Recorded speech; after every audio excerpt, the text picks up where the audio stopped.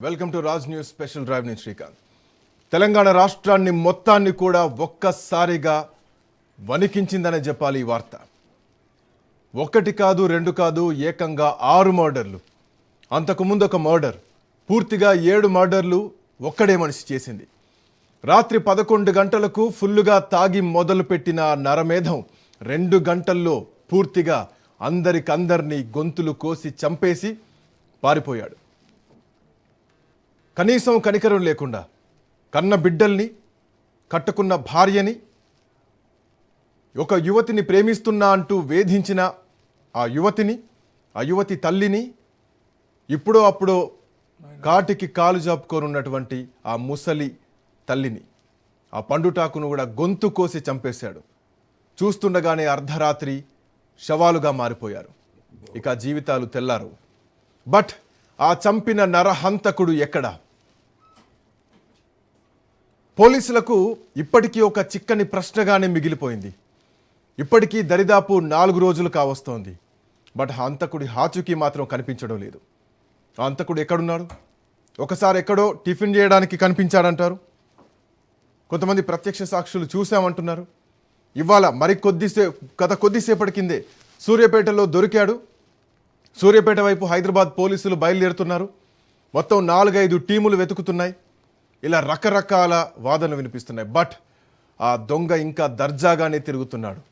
ఇదే రాష్ట్రంలో ఉన్నాడా? రాష్ట్రం దాటి బయటికి వెళ్ళిపోయాడా? నన్నెవరు చంపుతారులే అన్నటువంటి ధీమానా? నన్నేం చేస్తారన్నటువంటి ధీమానా? గత కేసుల్ని ముందు పెట్టి వాళ్ళనే ఏం చేయలేకపోయారు, నన్నేం చేస్తారంటే వ్యవస్థల్లో ఉన్నటువంటి లోపాల మీద ఎంతటి ధైర్యం ఉంటే ఇలాంటి తప్పులు చేస్తారు? 6 మర్డర్లు చేసినటువంటి ఆ నరరూప హంతకుడు, రాక్షసుడు ఎక్కడ?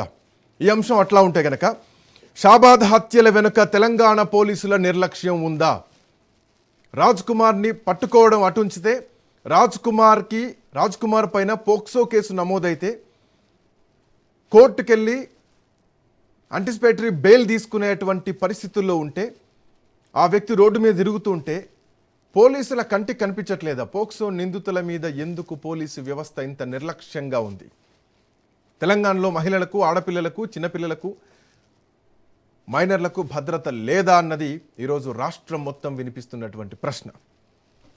పోలీసులు వ్యవహరిస్తున్నటువంటి తీరుపైన వ్యతిరేకత పెరుగుతోంది. చాలామంది ఈ జాప్యం ఏదైతే ఉందో ఈ జాప్యాన్ని ఎత్తి చూపుతున్నారు. పొలిటికల్ టర్న్స్ కాసేపు పక్కన పెడదాం, వ్యవస్థల గురించి మాట్లాడదాం. రిటైర్డ్ సూపరింటెండెంట్ ఆఫ్ పోలీస్ సర్వేశ్వర రెడ్డి గారు మనతో పాటు జాయిన్ అవుతున్నారు. సర్వేశ్వర రెడ్డి గారు నమస్తే. నమస్తే. సో మీరు డిపార్ట్మెంట్ నుంచి రిటైర్ అయ్యి బయటకు వచ్చారు.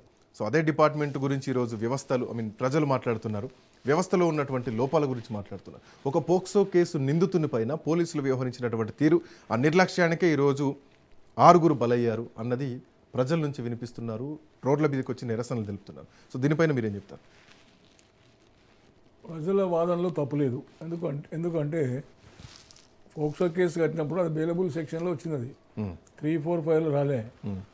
బెయిలబుల్ వస్తే అర్నేష్ కుమార్ జడ్జిమెంట్ ఉందని చెప్పేసి సుప్రీంకోర్టు జడ్జిమెంట్ ఉంది. 7 years లోపల పనిష్మెంట్ ఉంది. ఏ కేసుకైనా బెయిల్ ఇచ్చి వదిలిపెట్టాలి. అర్నేష్ కుమార్ బీహార్ కేసులో ఇచ్చాడు. దాన్ని ప్రామాణిక తీసుకొని వీళ్ళు నోటీస్ ఇచ్చారు.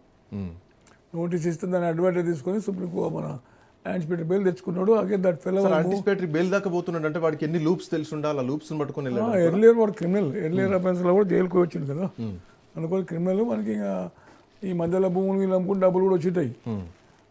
తిరగడం, బాగా ల్యాబ్స్కి తిరగడము, రాంగ్ ఫ్రెండ్షిప్లో తిరగడం, ఇవన్నీ ఉన్నాయి వాళ్ళ లక్షణాలు. దానివల్ల ఏమైందంటే వాడు యాంటిసిపేటరీ బెయిల్ తెచ్చుకొని దర్జాగా షాబాలు తిరుగుతున్నాడు. అమ్మాయి వాళ్ళ మేనమామ వాడిని ఐడెంటిఫై చేసి చూసి పోలీసులకు వచ్చి చెప్తాడు, ఎస్ఐ గారు వాడు బెయిల్ తెచ్చుకున్నాడు, మేమేం చేయాలన్నట్లు మాట్లాడాడు, నవ్విండు అని కూడా చెప్పిండు. అవును. పాయింట్ ఏంటంటే బెయిల్ తెచ్చుకున్నాడు, మేమేం చేయాలంటే కనీసం వాడి మీద ఒక నిఘా పెట్టాల్సినటువంటి అవసరం లేదా? కుటుంబాలకు కనీసం రక్షణ కల్పించాల్సినటువంటి బాధ్యత పోలీసులకు లేదా? ఇవన్నీ 100% కరెక్ట్. ఎందుకంటే అమ్మాయి ఎగ్జామ్ రాయకపోతే తల్లిని తీసుకొని పోతే తల్లి ముందరనే చేయబట్టుకుని కూర్చుకుపోయాడు. తల్లి ముందర చేయబడి కూర్చుకుపోతే చూసి పెట్టి వెళ్ళిపోయి పారిపోయాడు.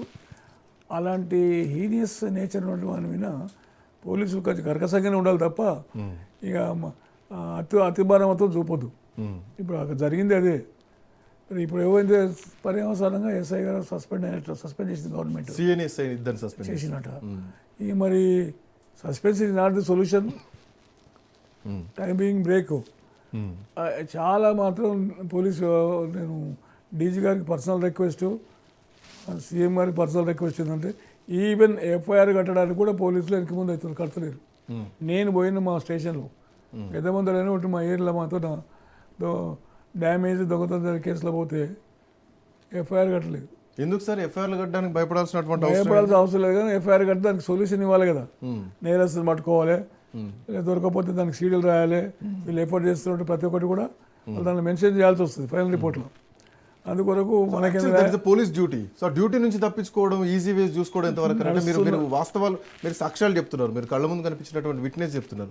సో ఇది పోలీస్ వ్యవస్థకు నిజానికి ఇది సిగ్గుచేటనే చెప్పాలి. మొన్న ఒకటి మా ఇంటి దగ్గర వైర్లు కట్ చేసి తోటలో మ్యాంగో గార్డెన్లో మంచాల డ్రిప్ వైర్ కట్ చేసి మంచాలకు అల్లుకున్నారు నులకలాగా. అలాంటి పరిస్థితుల్లో కూడా ఎవరైతే ఐ విట్నెస్ చూసినో వాళ్ళని ఎగ్జామిన్ చేయలే. 70 చెట్లు చనిపోతే చెట్ల గురించి రాయలే, మా నీళ్ళు లేక. ఎంత దారుణాన్ని పాల్పడుతున్నా కూడా ఎఫ్ఐఆర్ కట్టేయడానికి నానాక ఆయాసపడ్డా నేను. అట్లా ఇలాంటి నిర్లిప్తంగా నిర్లక్ష్య వైఖరితో నడుస్తుంది. మళ్ళీ అది కరెక్ట్ కాదు. సరే, ప్రజాస్వామ్య వ్యవస్థలో పొలిటీషియన్స్ ఉంటారు, వాళ్ళు మీరు చెప్పే చిన్న చిన్న ఎగ్జాంపుల్స్ ఏవైతున్నాయో సరే వాటిని కాసేపు అట్లా ఉంచుతాం.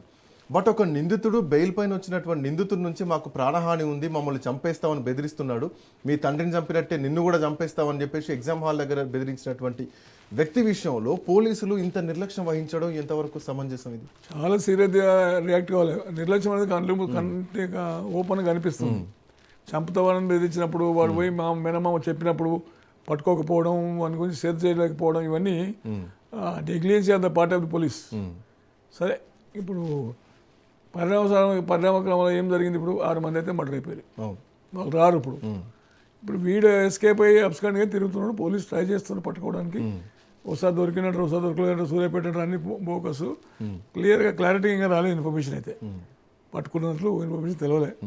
పట్టుకుంటారు, ఖచ్చితంగా పట్టుకుంటారు. కానీ కాకపోతే ఏంటంటే సిస్టంలో పోలీసులో కూడా ఈ ఆఫీసర్స్ మీద సర్క్యులర్ జారీ చేసి ఎఫ్ఐఆర్ అయితే ఎవరైతే ఇష్యూ చేయకుండా పిటిషనర్ మీద నెగ్లెక్ట్గా బిహేవ్ చేస్తారో వాళ్ళ మీద యాక్షన్ తీసుకుంటామని ఒకసారి సర్క్యులర్ డీజీ ఆఫీస్కి డీజీ గారు పంపిస్తే ఏమైనా మార్పు వస్తుందని ఆలోచన. సార్, ఇదే పోలీసు అధికారులని సస్పెండ్ చేస్తే అయిపోతుందా అని ఇందాక మీరు అన్నారు. సో దీనికి అక్కడ ఉన్నటువంటి వాళ్ళు ఏమంటున్నారంటే కేవలం వాళ్ళని తప్పించడం కోసం, వాళ్ళ అరెస్ట్ నుంచి తప్పించడం కోసం మాత్రమే నామమాత్రంగా వాళ్ళని సస్పెండ్ చేస్తారు, వీళ్ళు కూడా నిందితులే, ఈ తప్పులో వీళ్ళు కూడా భాగస్వాములే, ఈ ఎస్ఐలను, ఈ అధికారులు, ఈ సీఐలను, వీళ్ళను కూడా అరెస్ట్ చేయాలన్న డిమాండ్లు వినిపిస్తున్నాయి. ఈ డిమాండ్లో న్యాయం ఉందా? 2 ఉంటాయి భయ్. ఫేక్ కేసు కట్టినా కూడా అరెస్ట్ చేసి రిమైండ్ చేయాలనేది బిఎన్ఎస్ యాక్ట్లో ఉంది. తర్వాత నెగ్లిజెన్సీ టువర్డ్స్ ది క్రైమ్ అనే దాంట్లో కూడా చేయొచ్చు. కానీ ఇప్పుడు ఎంప్లాయీ కదా, రకరకాల కారణం ఎంక్వైరీ చేసినాక చేస్తారేమో. ఇప్పుడే మనం ఎర్లీ కన్క్లూజన్ రాలేము కదా, ఎర్లీగా ఇమ్మీడియట్లీ యాక్షన్ అయితే తీసుకున్నారు కదా, సస్పెండ్ చేసిన పీపుల్ కూడా హ్యాపీ అయ్యారు. తర్వాత ఎంక్వైరీ రిపోర్ట్లో రిమూవ్ చేస్తారా, మరి ఏం చేస్తారు అనేది వెయిట్ అండ్ సీ. అది పట్టుకోవడంలో ఎందుకు ఇంత లేట్ జరుగుతుందనే ప్రశ్న. ఇప్పుడు ఆ వెహికల్ దొరికింది, ఎక్కడ స్విచ్ ఆఫ్ అయింది అనేటువంటి సిగ్నల్ ట్రేసింగ్ ఉంది అంటే మన దగ్గర అట్లాంటి వ్యవస్థ లేదా? Point number 1. Command control room అని చెప్పేసి భారీగా కట్టారు, ఆ కమాండ్ కంట్రోల్ సెంటర్లో కేవలం అద్దాలు కనిపించడానికైనా లోపలంత టెక్నాలజీ లేదా అన్నటువంటి ప్రశ్న ఈరోజు రాష్ట్రం మొత్తం ఈ 6 మర్డర్ల తర్వాత వినిపిస్తుంది.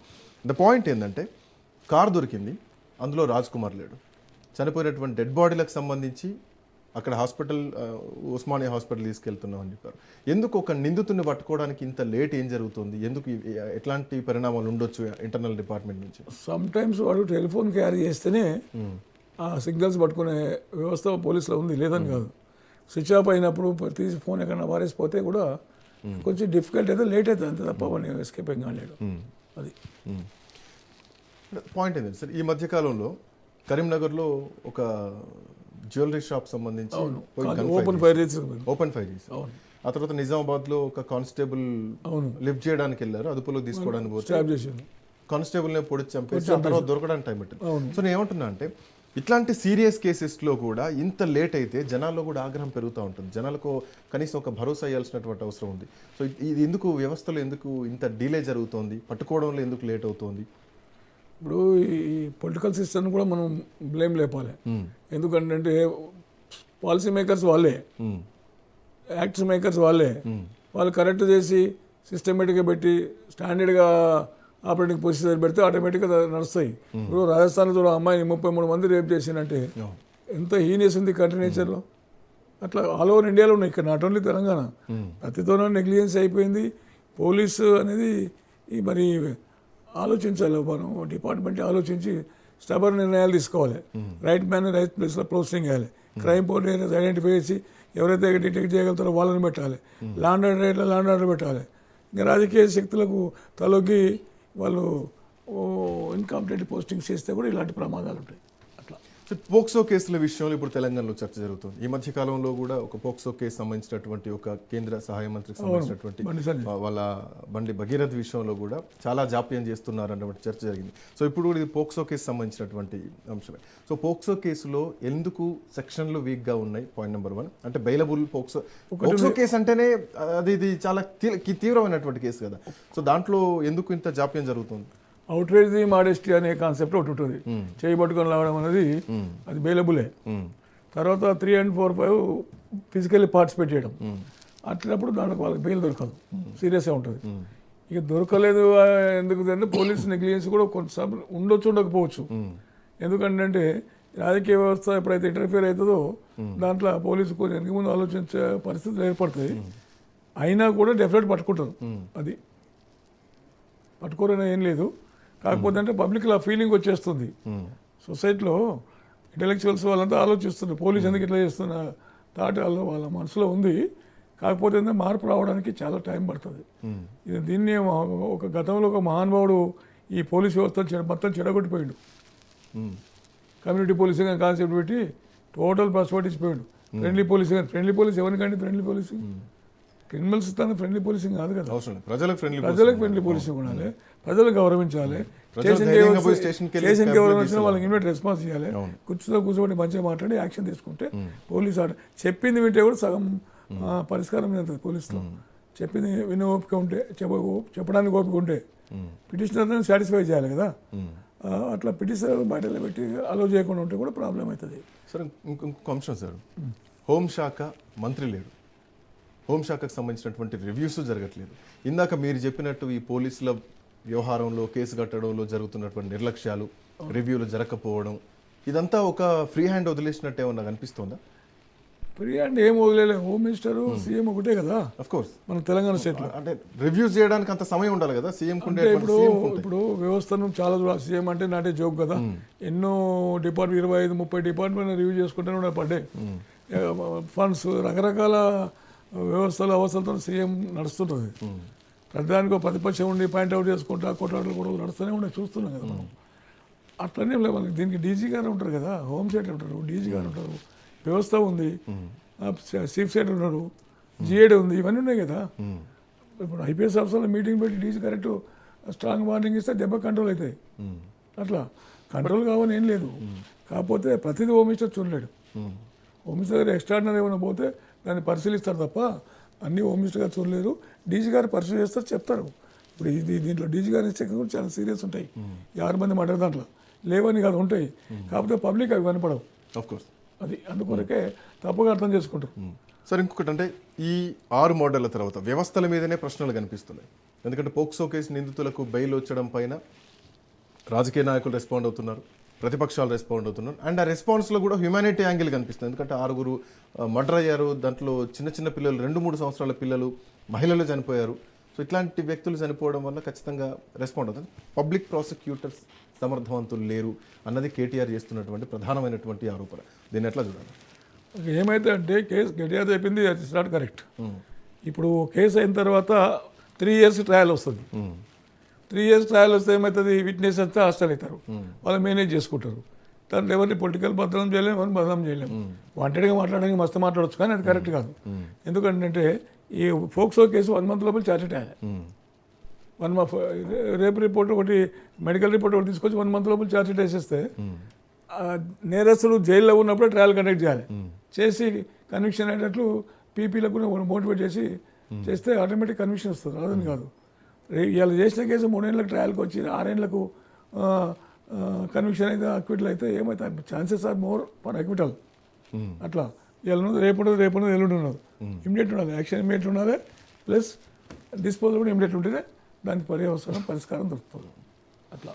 సరే, ఇక్కడ ఈ వ్యక్తి మైండ్ సెట్ని ఎట్లా చూడాలి? రాజ్ కుమార్ అనే అటువంటి నిందితుడు గతంలో కూడా భూతగాదాలలో ఉన్నాడు, గతంలో కూడా క్రిమినల్ కేసులు ఉన్నాయి, గతంలో కూడా బెట్టింగ్లకు సంబంధించి పేకాటకు సంబంధించి రకరకాల అలవాట్లు ఉన్నాయని చెప్పేసి వాళ్ళ కుటుంబ సభ్యులే చెప్తున్నటువంటి పరిస్థితి. వాళ్ళ భార్య కూడా చాలా సందర్భాల్లో చెప్పిందంట, ఆ భార్యను చంపేస్తా అని కూడా బెదిరించారంట, ఆమెను కూడా శారీరక హింస పెట్టారంట. సో ఇట్లాంటి మైండ్ సెట్ ఉన్నటువంటి వ్యక్తి పైన ఒక పోక్సో కేసు నమోదైంది.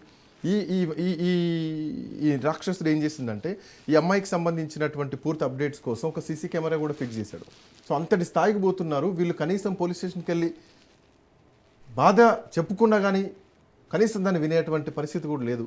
అంటే నవ్వి వదిలేశారంట. ఈ నిందితుడు తిరుగుతుంటే రమేష్ అనే నవ్వి వదిలేసినట్టు వాళ్ళ మేనమా చెప్తున్నాడు. అవును. సో ఎందుకంటే ఏ ధైర్యంతో, ఏ బలంతో, దీని వెనకాల ఎవరు ఉన్నారన్నటువంటి ధైర్యంతో అంత నిర్ణయం తీసుకుంటాడు. మైండ్ సెట్ని ఎట్లా చూడాలి? ఇప్పుడు సీసీ కెమెరాలు చూసిన తర్వాత అమ్మాయి బయటకు స్కూల్కి వెళ్ళి బయటకు వచ్చింది, సీసీ కెమెరా అబ్జర్వేషన్. మీరు అనేది కరెక్టే, సీసీ కెమెరాలు పెట్టి వాచ్ చేస్తున్నా అంటే వాడి క్రిమినల్ టెండెన్సీ హై లెవెల్ ఉందండి. అవును. ఎందుకంటే వాడు ఇంతకుముందు కూడా మేనేజింగ్ అలవాళ్ళు చాలా ఉన్నాయి, చాలా మంది భార్య ప్రివెంట్ చేయకపోతే భార్యను కూడా టార్గెట్ చేసాం.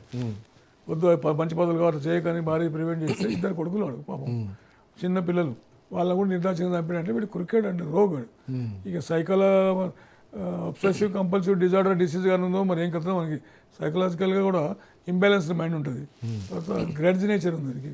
తర్వాత ఈ ఇట్లా మనిషి మారిపోవడానికి తిరిగిన పరిస్థితులు, పెరిగిన పరిస్థితులు, ఫ్రెండ్షిప్, రకరకాలటువంటి కుటుంబ వ్యవస్థ అవన్నీ ఇంపాక్ట్ చూస్తాయి మైండ్ మీద. అట్లా ఏమైనా మారిపోయిందా మరి, తిరిగిన ఫ్రెండ్ సర్కిల్కి వాళ్ళేకుంటే కూడా ఇటువంటి జరుగుతాయి అట్లా. సరే, ఈ మర్డర్స్ జరిగి 3 రోజులైంది, అంటే జూలైలో. వీరిపైన కేసు పెట్టింది మే 16వ తారీఖున. అవును. మే 16వ తారీఖు నాడు ఈ అమ్మాయి వాళ్ళ తల్లి ఈ నిందితుడి పైన కేసు పెట్టింది. అవును. షాబాద్ పోలీస్ స్టేషన్లో. అవును. పోక్సో చట్టంలో సెక్షన్ 11, 12 సెక్షన్ల కింద ఎఫ్ఐఆర్ అయింది. 11, 12 అనేది బెయిలబుల్. అవును. కానీ ఇక్కడ పాయింట్ ఏంటంటే సార్, శిక్ష వర్తిస్తుంది, జైలు శిక్ష వర్తిస్తుంది, లైంగిక వేధింపుల చూపిస్తుంది. అయినా కానీ పోలీసులు 10 రోజుల వరకు కూడా ఏం చేయలేకపోయారు, బెయిల్ తీసుకొచ్చేంత వరకు కూడా ఏం చేయలేకపోయారు. అంటే ఇందులో పోలీసులు నిర్లక్ష్యం కనిపిస్తలేదు. కంట్రిబ్యూషన్ ఆఫ్ నెగ్లిజెన్స్ క్లియర్ అనేది దాన్ని బట్టే కదా యాక్షన్ తీసుకున్న ఆఫీసర్స్. అక్కడ ఎస్ఐ కానీ సిఐ కానీ ఓవర్ మేబీ నెగ్లిజెన్స్ కనపడుతుందని చెప్పి for that negligence only officers took action, suspend చేశారు. సస్పెండ్ చేసి ఎంక్వైరీ ఆర్డర్ చేస్తారు. ఎంక్వైరీలో వీళ్ళ నెగ్లిజెన్స్ ప్రూవ్ అయితే రిమూవల్ ఫ్రమ్ సర్వీస్ చేసే పవర్ కూడా ఎంక్వైరీ ఆఫీసర్కి ఉంటుంది, డీజీ గారు చేస్తారు అట్లా. సో ఇక్కడ పాయింట్ ఏంటంటే సార్, పోలీసులను కూడా హ్యాండిల్ చేయగలేటువంటి ధైర్యం వాడికి ఉంది, వాళ్ళను కూడా నేను హ్యాండిల్ చేయగలుగుతా అని చెప్పేసి బాధితులతో చెప్పాడంట. సో ఈ అంశం పైన కూడా పోలీసు వాళ్ళు నవ్వి వదిలేశారు, చూస్తున్నట్టు వదిలేశారు, పట్టించుకోలేదు. కొంత ఏదో క్రిమినల్ బిహేవియర్ ఉంది, పోలీసుల తప్పు కనిపిస్తుంది కదా, ఇది కూడా విచారణలో బయటకు వచ్చే ఛాన్స్ ఉంది. ఉంటుంది డెఫినెట్. వాళ్ళ మేనమా వాళ్ళంతా చెప్తారు విచారణలో, ఎంక్వైరీలో ప్రతి ఒక్కరు చెప్తారు. ఇంకోటి వాడు ప్రపగండ కూడా చేసుకున్నాను, పోలీసులు ఏం చేసినా ఎమ్మెల్యే గారిని కూడా మేనేజ్ చేసుకున్నా అనే మాటలు కూడా మాట్లాడినాడు బయట. మరి ఎంతవరకు ఎవరు మేనేజ్ చేసిన అనేది ఎంక్వైరీ చేస్తే తెలుస్తుంది కదా అది. ఓకే, థ్యాంక్ యూ సర్వేశ్వర రెడ్డి గారు, thanks for joining. So Raj Kumar అనేటువంటి నిందితుడు ఎక్కడున్నాడు? రాష్ట్రంలో ఉన్నవాడా, రాష్ట్రం దాటి వెళ్ళిపోయాడా?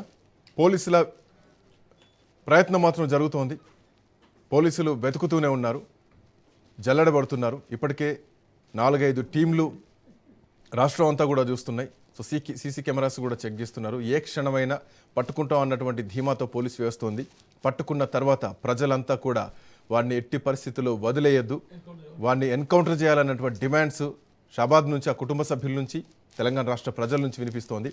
సో దీనిపైన పక్క రాష్ట్రపు ముఖ్యమంత్రులు కూడా రెస్పాండ్ అవుతున్నారంటే ఈ కేసు తీవ్రత ఎంతవరకు ఉందో అర్థం చేసుకోవచ్చు. రాజ్ కుమార్ అనేటువంటి నిందితుడు ఎక్కడున్నాడు, ఎప్పుడు దొరుకుతాడు, దొరికిన తర్వాత ఏం జరగబోతోంది?